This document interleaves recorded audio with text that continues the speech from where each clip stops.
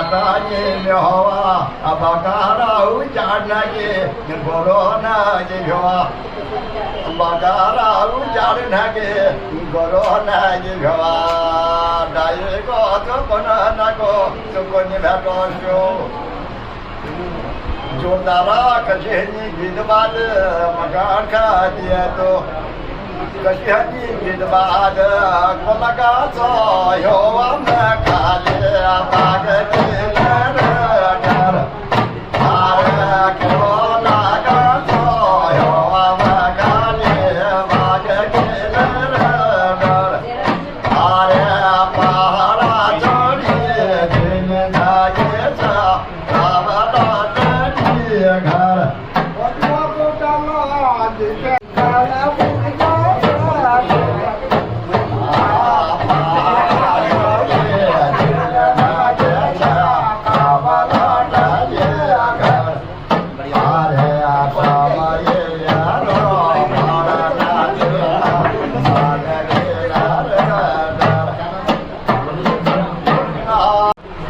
घर मन हर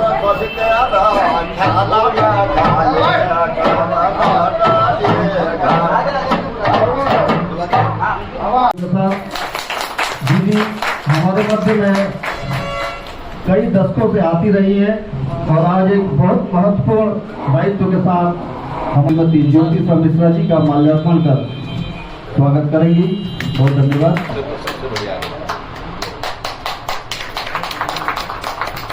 बहुत बहुत धन्यवाद सम्मान निदेशक महोदय का और भाई धीरेन्द्र जी का बहुत बहुत धन्यवाद।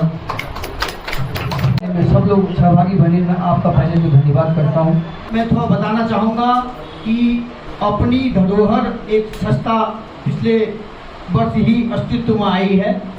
यह अपनी धरोहर संस्था के पहले अध्यक्ष अभी UKSSC के चेयरमैन गणेश सिंह मर्तुल्य जी थे और उनके UKSSC के चेयरमैन बनने के बाद वो हमारी संरक्षक की भूमिका में है। श्रीमान भट्ट जी हल्द्वानी के रहने वाले हैं।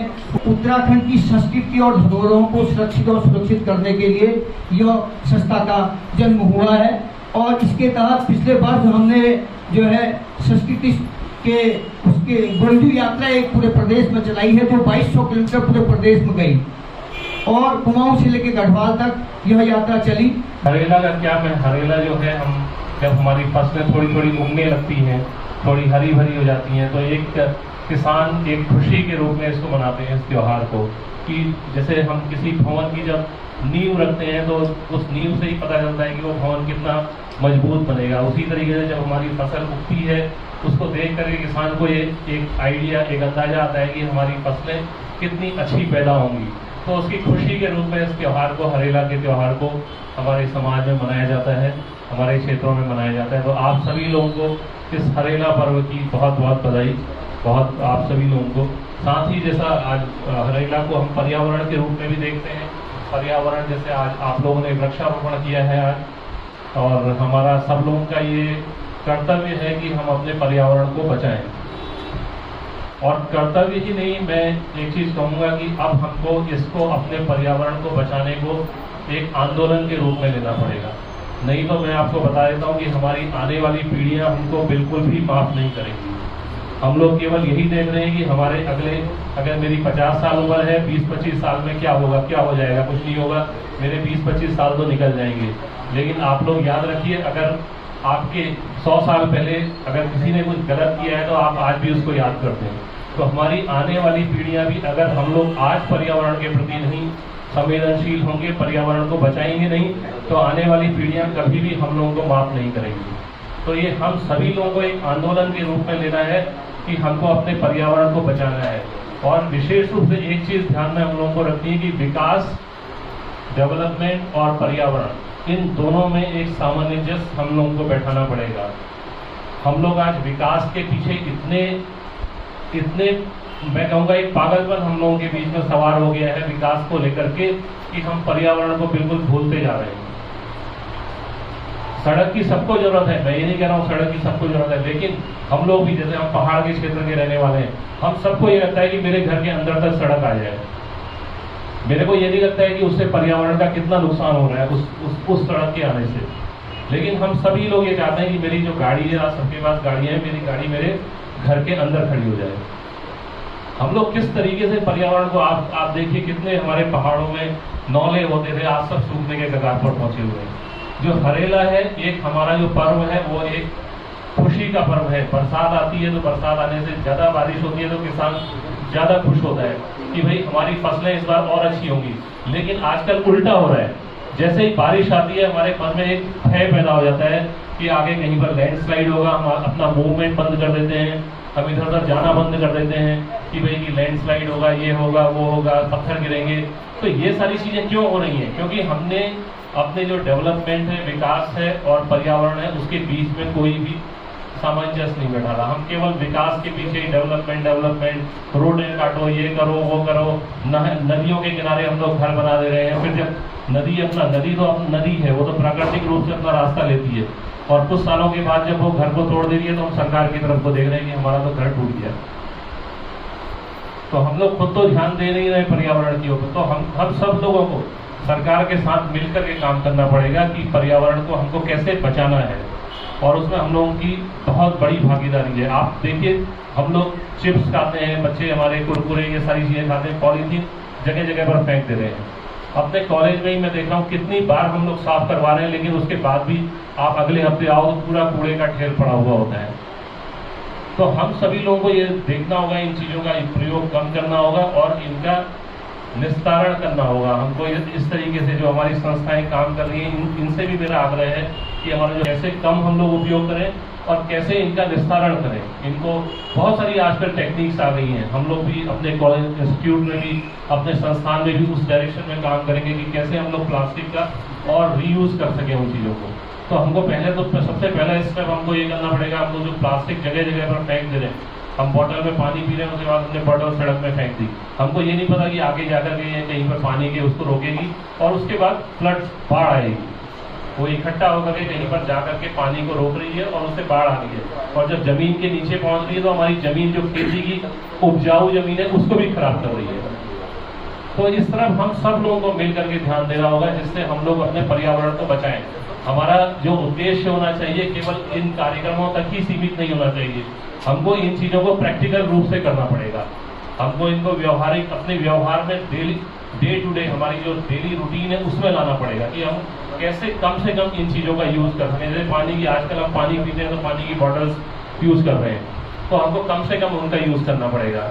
हम यूँ सोचेंगे ग्लास, आप कांच के ग्लास लें या स्टील के ग्लास लें और एक अपना सिस्टम लगा लें पानी साफ करने का, उससे पानी का यूज़ करें।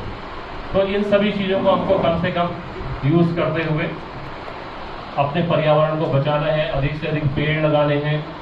तो ये सभी चीज़ें हम सब लोगों को ध्यान में रखनी पड़ेगी, और हम एक आदमी का इसमें कंट्रीब्यूशन, योगदान जो है वो महत्वपूर्ण है।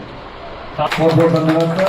हरेला पर्व हमारी संस्कृति का सबसे महान पर्व है। ये हमारी संस्कृति से इतना जुड़ा हुआ है कि इस दिन सबसे पहले जो हरेला होता है, इसके बारे में प्रकाश तो हमारे मेयर साहब ने बताया है, और मैं आपको ये बता दूं कि हमारी संस्कृति में इतना जुड़ा है, हमारे समाज से इतना जुड़ा है कि जब हरेला काटा जाता है, आज के दिन या कल जो भी कटेगा, तो सबसे पहले हमारे इष्ट देवता को ही चढ़ता है। हम उनको ये हरेले को समर्पित करते हैं, और फिर हमारे घर के बुजुर्ग, हमारे सब लोगों के सिरों में और हरेला खोदा जाता है, और उसको लगाने के बाद हमारे घरों में अच्छे अच्छे पकवान बनाए जाते हैं। श्रीमती लीला सर, तो बहुत पुराने समय से मनाया जा रहा है। मुझे नहीं लगता कि आपको इसकी आवश्यकता और इसके बारे में कुछ भी ऐसा बताने की ज़रूरत है। हमारे छोटे से छोटा बच्चा भी इस चीज़ को जान रहा है कि हरेला बहुत पुराना हमारा त्यौहार है, और हम जानते हैं कि इसकी कितनी आवश्यकता है। आज की स्थिति में पहाड़ों में नहीं, आप प्लेन्स में जाकर देखिए कि क्या स्थिति है। वहाँ दिन भर, प्रैक्टिकल बात अगर हम देखें तो दिन भर वहाँ AC वगैरह चलते रहते हैं, और मतलब ऐसी स्थिति है पार्कों की भी और जंगलों की भी कि वहाँ पे कुछ भी, मतलब इंसान को सुकून नहीं है उस जगह पर। तो उस व्यवस्था को सुधारने के लिए हरेला बहुत ही अच्छा कार्यक्रम है। एक हमारा त्यौहार है। इस त्यौहार को हमें और आगे बढ़ाने की आवश्यकता है। मेरा तो मानना ये है कि यह केवल हमारे उत्तराखंड में नहीं बल्कि वैश्विक रूप से इसका सरोकार होना चाहिए, वैश्विक रूप में इसको मनाना चाहिए। इसके बारे में मैं ज़्यादा न कहते हुए बस इतना कहूँगी कि हरेला हमारे कुछ ऐसे पर्वों के साथ, जैसे फूल देई है, हरेला है, इन पर्वों को आप आवश्यक रूप से मनाइए, अपने घर में बच्चों के साथ डिस्कस करिए और साथ ही इससे जुड़ी हुई और चीज़ों से स्वच्छता, सफाई और अपने आसपास के पर्यावरण का ध्यान रखना। हमारा उद्देश्य केवल आज के दिन फूल पौधे लगा के पेड़ लगाना नहीं है, उनकी केयर आपने बिल्कुल अपने बच्चों की तरह करनी है, क्योंकि ये ही एक ऐसी चीज़ है जो आपको लॉन्ग टर्म में फ़ायदा देगी और वास्तव रूप में आपकी जो आगे आने वाली पीढ़ी है वो आपका शुक्रिया अदा करेगी। आवाज आ रही सबको?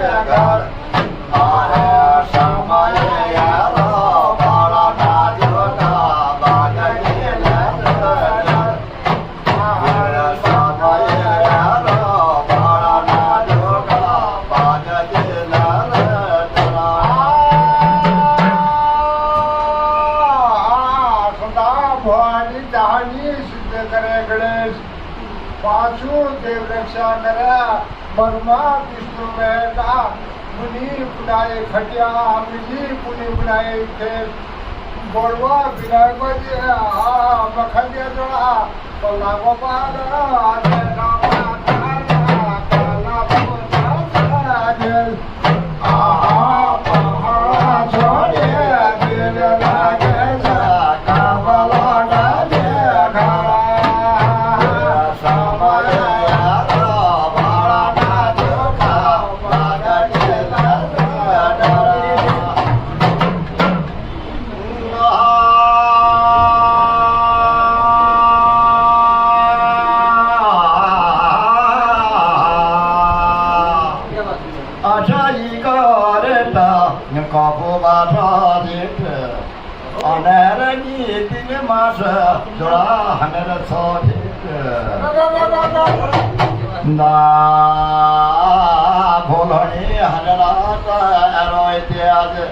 देखो सब बात के करे उन्होंने सुन सबने सुने मैं कभी नहीं जाऊँ त्योहार यार माता यार बहनों यार भाई यार बंधु सब सुबह जो हरला त्योहार काले कावला देगा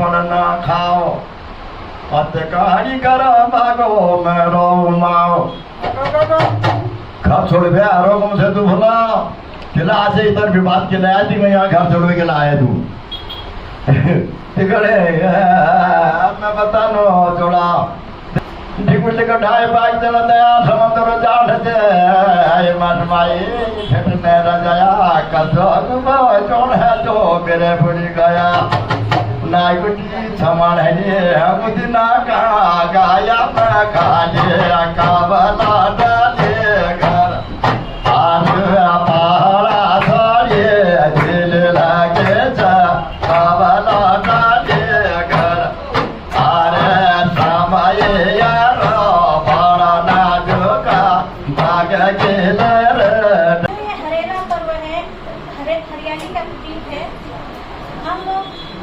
यहाँ पर पेड़ पौधे लगाते हैं, तो उसी के संदर्भ में मैं भी एक पर्यावरण संरक्षण के लिए कार्य कर रही हूँ, जिसमें जो पिरूल है, पिरूल को जलवायु में आग लगने का मेन कारण माना जाता है।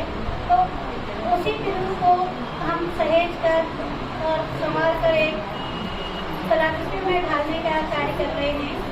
बास्केट हैं, फ्लावर पॉट हैं, इस तरह हमने कई आकृतियाँ बनाई हैं जिसकी बाजार में बहुत अधिक डिमांड है, लेकिन हम लोग उसको पूरा नहीं कर पा रहे हैं। तो मैं महिलाओं को रोजगार देने के लिए विभिन्न स्वयं सहायता समूह को ऑनलाइन ऑफलाइन ट्रेनिंग भी देती हूँ। मैं रेखा वेस्ट ग्राम प्रधान बड़ी आप सभी को नमन करती हूँ, आपका अभिनंदन करती हूँ और विशेष रूप से अपनी धरोहर संस्था के जो आयोजक हैं उनका विशेष धन्यवाद करती हूँ कि आज मुझे इन्होंने इस कार्यक्रम का हिस्सा बनाया है। हरेला जो आज ये पर्व हम मना रहे हैं, इसके बारे में तो आप सभी जानते हैं, मुझे नहीं लगता कि इसके बारे में मुझे आप लोगों को कुछ बताने की आवश्यकता है। मंच पर उपस्थित सभी जो विशिष्ट अतिथि हैं उन्होंने इस संबंध में आप सभी को अवगत करा दिया है। मेरा कहना सिर्फ इतना है कि हम जो भी यहाँ से सुन के जा रहे हैं और जो भी हम बोलते हैं उसको अपने जीवन में उतारें और उसको अपने वास्तविक रूप में हम सुने पर्यावरण संरक्षण जो है उसको करें। धन्यवाद। तो उनने कहा आप जो है बाहर जाए मत करो, आप जो है यहाँ से हमने जो है बहुत सहयोग भी मिला है इधर मार्केट में भी और शादी आदियों में भी। हरेला जो है हरियाली का पर्व है, हम इस दिन पेड़ लगाते हैं, लेकिन मेरा मानना है कि पेड़ लगाना पर्याप्त नहीं है। हम उन पेड़ों को कितना बचा सकें, कितना उनका संरक्षण कर सकें, ये महत्वपूर्ण है। अभी एक अभियान चलाया है, पानी बोओ पानी उगाओ। तो जैसे पानी कोई भी बीज हम बोते हैं तो वो फल देता है, तो अगर पानी भी एक हमारा मानना है कि पानी भी एक बीज के रूप में अगर हम उसको बोएं तो कहीं न कहीं वो जल स्रोत के रूप में निकलेगा। संजय मटवाल जी जो हमारे अध्यक्ष हैं उनका दिल की गहराइयों से अभिनंदन करता हूँ। काम ये हरेला त्योहार कर रहा है।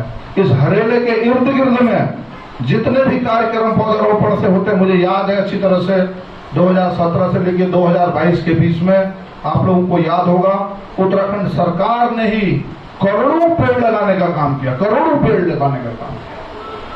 जब हम चारों तरफ से पेड़ लगाने का काम करते हैं और उस समय निश्चित तौर पर हमारे ही अगल बगल के कितनी नदियां हम केवल अगर दुनागरी के अंदर में पौधारोपण करते हैं या हम दुनागरी के अगल बगल के क्षेत्र में पौधारोपण का काम करते हैं तो निश्चित तौर पर हमें सर्वप्रथम जो है गरुड़ की जो नदी है हमारी गोमती नदी, उसको रिचार्ज करने का काम करते हैं। उसके बाद हम कोसी वाली नदी को रिचार्ज करने का काम करते हैं। उसके बाद हम जो है गंगास नदी को रिचार्ज करने का काम करते हैं। उसके बाद हम कुट्ठा गधेड़े को रिचार्ज करने का काम करते हैं। उसके बाद हम तलातल झील की तरफ से जितनी भी नदी रामगंगा में मिलती हैं उसको भी रिचार्ज करने का काम करते हैं। तो निश्चित तौर पर हम इस त्योहार को आज एक पानी के, जैसे कि अभी हमारी बहन जी ने यहाँ पर बताया, मधुबाला कांडपाल जी ने बहुत अच्छी एक सोच के तहत आपने उस बात को रखा कि हम पानी को इस बोने का काम करेंगे। जब हम इस पौधों का रोपण लगातार करते चले जाएंगे, हरियाली बनी रहेगी, तो निश्चित तौर पर वातावरण और टेम्परेचर दोनों अपने आपस में बिल्कुल एक समानता बना के चलेंगे, जैसे कि आने वाले पीढ़ियां हमें याद करने का काम करेंगी। फेसबुक पर डाल दिया हमने आज इतने पेड़ लगाए, हमने इतना किया, यहाँ से इसकी इतनी श्री नहीं होनी चाहिए।